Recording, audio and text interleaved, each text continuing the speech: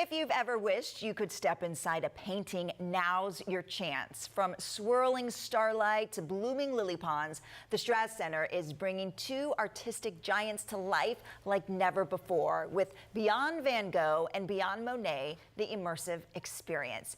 Fanny Curta is an art history consultant for the exhibit, and she's joining us this morning to tell us more about this unique show at the Straz. So welcome. So great to have you here. Thank you for having me. Yeah, so let's talk about this. You know, what makes this exhibit different than if we were just going to a museum and looking at their pictures or their art on a wall? It's a great question because an experience like this is never meant to replace a museum experience. There's nothing like the aura of an original painting. There's some magic there that you can't reproduce. But there's something also just phenomenal about being able to step foot into the paintings that you know and love and be part of the world that the artist created. And this is what this experience provides. You're really inside the experience, inside the paintings. Everything swirls around you. You're setting foot on the lily ponds. You're just walking on starlight. It's something that really is quite magical.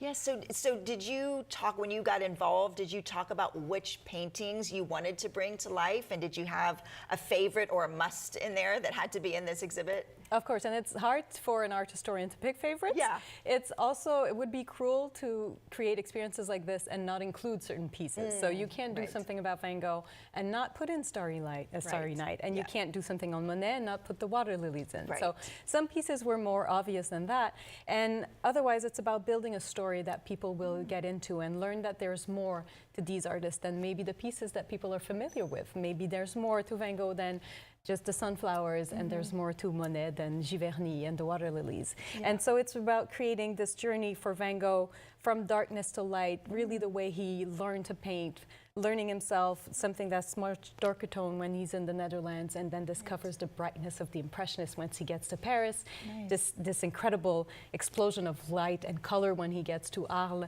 and then pure movement when he gets to the south of France. And really you set pieces that are going through this journey, and something similar for Monet.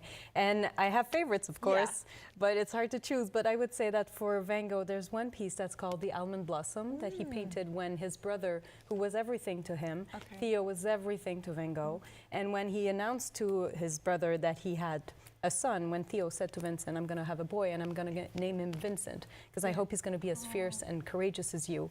And in response to that, Vincent did this beautiful painting with baby blue background, with these incredible blue and white petals that are just flowing everywhere around. And to me, it's just a good example of the fact that we think of Van Gogh for the darkness in his life, but his work is really about pure joy and life and remedies out of that darkness. Wow, that's fantastic. Now, do you think as someone who doesn't know a lot about art will be able to see those stories or be able to figure out those stories in the exhibit? That's actually my preferred kind of audience, because a project like this is such a great introduction into the art world. A lot of people may feel intimidated by museums or may have a hard time relating to 19th century or early 20th century artists and see connections with their day-to-day lives. And a project like this is really art meeting towards like coming to meet them. And it's great for kids particularly, well, they get to be free in the space, and we provide context. There's this first room that we call the introduction hall, where you can learn a little bit about them, you can read quotes.